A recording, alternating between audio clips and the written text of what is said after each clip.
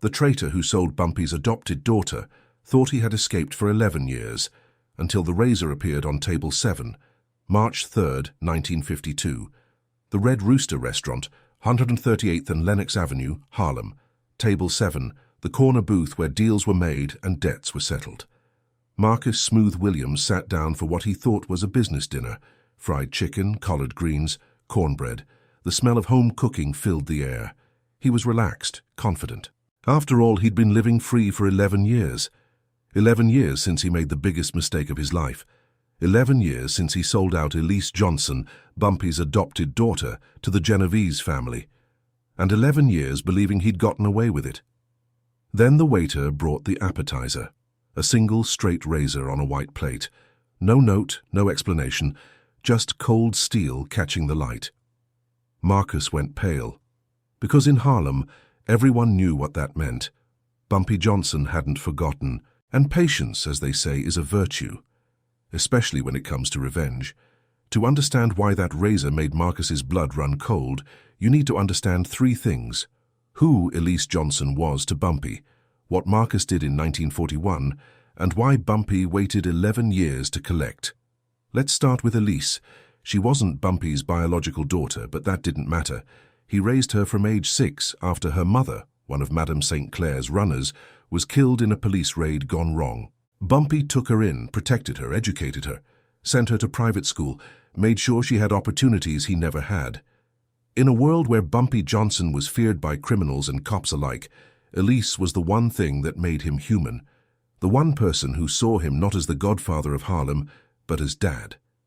By 1941, Elise was 19 years old, smart, beautiful, studying at Hunter College. She wanted to be a lawyer, fight for civil rights, make a difference. Bumpy was proud. He'd built an empire in the shadows so she could walk in the light. Marcus Williams was different. He'd grown up with Bumpy, ran numbers together in the 1920s, fought side by side in the territorial wars. They were brothers, or so Bumpy thought. By 1941, Marcus was Bumpy's lieutenant, handling the uptown operations, trusted with everything. Money, territory, secrets. But Marcus had a problem. He gambled. Not the numbers, not cards, horses. And he was terrible at it. By the summer of 1941, Marcus owed $50,000 to the Genovese family. In today's money, that's over $1 million, the kind of debt that gets you killed. Slowly. The Genovese gave him a choice. Pay up or give us something worth $50,000. Information, territory, or leverage. Marcus knew he had nothing they wanted. Bumpy's operations were too tight, too protected. Then Vito Genovese himself made a suggestion. We hear Bumpy has a daughter, college girl, pretty. Bring her to us. We'll call it even. August 14th, 1941. Marcus told Elise that Bumpy needed to see her at a warehouse on the docks. Emergency meeting, he said. She trusted him. Uncle Marcus, the man who'd taught her to ride a bike, who came to her birthday parties, who Bumpy trusted with his life. She went. The warehouse was empty except for 5 men, Genovese soldiers. They grabbed her, threw her in a car, and drove her to a compound in New Jersey. For 3 days, they held her, not for ransom, for leverage. They wanted Bumpy to give up his Harlem territory, hand over his numbers operation and disappear. Or Elise would disappear. Permanently. But here's what the Genovese family didn't understand about Bumpy Johnson. You don't negotiate with him. You don't threaten what he loves, because Bumpy doesn't react, he calculates, and then he destroys. 72 hours after Elise was taken, Bumpy walked into that New Jersey compound. Alone. No guns, no backup, just him in a suit, calm as Sunday morning. The Genovese soldiers laughed. Thought he was surrendering. He wasn't. What happened in the next 20 minutes became legend. Bumpy didn't shoot anyone, didn't need to. He'd already made 12 phone calls. To judges, to cops, to politicians, to rival families. By the time he walked into that compound, the Genovese family's drug shipment had been seized by the FBI. Their protection payments had been exposed to the press. Their legitimate businesses were being raided by the IRS, and Vito Genovese's own underboss had received photos of Vito's mistress with another man. Bumpy looked at Vito and said 6 words. "Give me my daughter, right now." They did. Elise walked out, traumatized but alive, and Bumpy made another call. Within a week, the Genovese family lost $2 million in assets. Vito himself would be indicted on federal charges within a year. But Bumpy didn't touch Marcus. Not yet. Because he didn't know. Elise never saw who set her up. The Genovese soldiers never talked. And Marcus played his part perfectly. Outraged, supportive, loyal. For weeks, Bumpy investigated, used every contact, every informant, every favor owed. And then one night in September 1941, a Genovese soldier looking to cut a deal gave up the name. Marcus Williams. Bumpy didn't react, didn't confront Marcus, didn't kill him. He did something worse. He let him live. Let him think he'd gotten away with it. Let him keep working, keep earning, keep breathing. But Bumpy was watching, always watching, and waiting. Marcus noticed things changing slowly. He'd suggest a plan. Bumpy would go with someone else's. He'd ask for more responsibility. Bumpy would say not yet. He'd try to get close. Bumpy would keep distance. By 1943, Marcus was paranoid. He knew something was wrong, but didn't know what. So he ran. Disappeared in the middle of the night, left Harlem, changed his name, moved to Philadelphia, then Baltimore, then Detroit. Kept moving, kept looking over his shoulder. But nothing happened. No hitmen, no threats, no revenge. Years passed. 1945, 1948, 1950. Marcus started to relax. Started to believe maybe Bumpy didn't know. Maybe he'd actually escaped. By 1952, Marcus was back in New York, not Harlem, but close. Brooklyn. He'd built a small operation, nothing big, just enough to live comfortably. He even started going to Harlem again. Carefully at first, then more boldly. Testing the waters. Still nothing. March 3rd, 1952. Marcus got a call. Business opportunity, a mutual friend wanted to meet. The Red Rooster. Table 7, 8 p.m. He should have known better. Table 7 was Bumpy's table, but 11 years of silence had made him careless. He thought maybe Bumpy had forgiven him, or forgotten, or died, though he'd have heard about that. So he went, sat down, ordered a drink, waited. That's when the razor came. Marcus stared at it, hands shaking. He looked around the restaurant. Every face was familiar. Bumpy's people, every single one.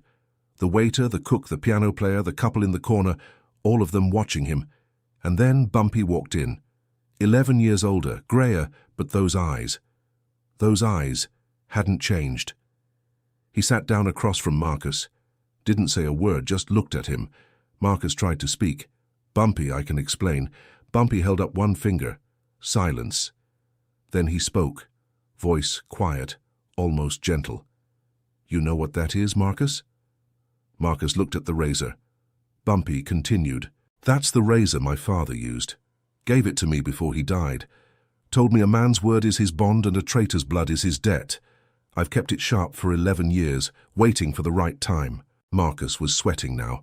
Bumpy, please, I was desperate. They were going to kill me. Bumpy nodded slowly. I know. Desperation makes men do terrible things, but you had a choice. You could have come to me. Told me about the debt. I would have helped you. We were brothers. Instead, you sold my daughter, my Elise.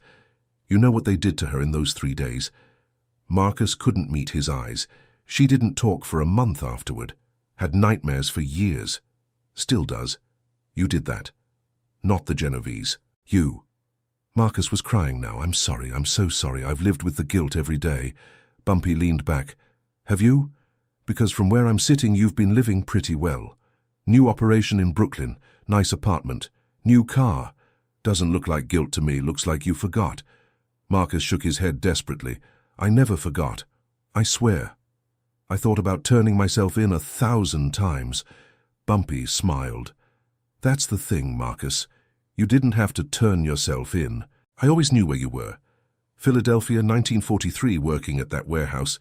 Baltimore, 1946, running that card game. Detroit, 1949, that little numbers spot on 8 Mile. I knew. I watched. I waited. Why? Marcus whispered. Why wait 11 years? Bumpy picked up the razor, examined it. Because revenge isn't about anger.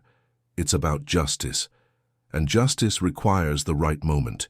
You needed to think you were safe, needed to build a life, have something to lose. Because taking your life 11 years ago, that would have been mercy. But taking everything you've built, everything you thought you'd escape to, that's justice. Marcus felt his stomach drop. What are you going to do? Bumpy set the razor down, pushed it across the table. That's not for me, that's for you. You have two choices. One, you can use that razor right here, right now. Quick, clean, honorable. Your family gets a pension, your debts are forgiven, your name stays intact. Or two, you walk out that door and by tomorrow morning, everyone in New York knows what you did. Every family, every crew, every street corner. You'll be marked as a traitor who sold out a child. You know what happens to men like that. Marcus stared at the razor. This is insane, I'm not killing myself. Bumpy stood up. Then you've made your choice. He turned to leave, then paused. Oh, and Marcus? Elise is a lawyer now, civil rights attorney. She's arguing a case before the Supreme Court next month. She made something of herself despite what you did to her. Thought you should know. He walked out. Marcus sat there frozen. He looked at the razor, looked at the door. He could run again, disappear again. But he knew it wouldn't matter. Bumpy had waited 11 years. He'd wait 11 more if he had to. And now everyone in the restaurant had seen the razor, seen Bumpy's judgment. By morning, the streets would know. Marcus would be a dead man walking. He picked up the razor, felt the weight of it. 11 years of running, of looking over his shoulder, of pretending he'd escaped. And it all came down to this. A razor on a plate. A choice that wasn't really a choice. The restaurant was silent, everyone watching, waiting. Marcus thought about Elise, about the little girl who used to call him Uncle Marcus, about the terror in her eyes when she realized he'd betrayed her, about the life she'd built despite him, and he thought about Bumpy, about brotherhood, about trust, about the code he'd broken, the debt he'd never paid. He stood up, razor in hand, and walked to the bathroom. The door closed behind him. 5 minutes later, a single scream. Then silence. When the police arrived, they found Marcus Williams dead in the bathroom, straight razor in his hand, wrists slit. Suicide, clear as day. No witnesses to anything else. Just a man who couldn't live with his guilt anymore. The detective in charge was about to close the case when he noticed something. A white napkin on the sink, folded carefully. He unfolded it. 5 words written in blood. "I'm sorry, Elise, forgive me." The detective looked around. Something felt off. But this was Harlem. And in Harlem, some questions you don't ask. He filed the report. Suicide. Case closed. At the funeral, only 3 people showed up. Marcus's sister, his ex-wife, and a well-dressed man in the back who didn't give his name. The man placed a single white rose on the casket and left. Marcus's sister asked the funeral director who he was. The director, who'd lived in Harlem his whole life, just shook his head. "Some things you don't talk about, ma'am. Some debts get paid in full." 3 weeks later, Elise Johnson stood before the Supreme Court and argued her case. Brown versus Board of Education, the beginning of the end of segregation. She won, changed history. After the verdict, reporters asked her how she felt. She smiled, poised, brilliant. "I feel like justice was served. Not just today, but in all things. Justice always finds a way." That night, Bumpy Johnson sat in his office, the straight razor cleaned and back in its case. A photo of Elise on his desk, cap and gown from law school. He poured a drink, raised it to the photo. "You did good, baby girl. Real good." And he never spoke of Marcus Williams again. Because in Bumpy's world, revenge wasn't about violence. It was about patience. About making a man live with his choices until those choices consumed him. About waiting 11 years for the perfect moment. About a razor on table 7. The lesson? In Harlem, debts always get paid. Maybe not today, maybe not tomorrow, but eventually the bill comes due. And when Bumpy Johnson is the one collecting, you don't get to negotiate the terms. Marcus Williams thought he'd escaped for 11 years, but he was never free. He was just living on borrowed time. And when that time ran out, all that was left was a razor, a choice, and the weight of what he'd done. Some men run from their past, some men face it. But in the end, the past always catches up. Always. If this story hit different, smash that subscribe button. We're telling the real Bumpy Johnson stories, the ones about loyalty, betrayal, and the code that ruled Harlem. Drop a like if you think Marcus got what he deserved, and comment below. Would you have made the same choice, or would you have run? More legendary stories coming soon. Don't miss them.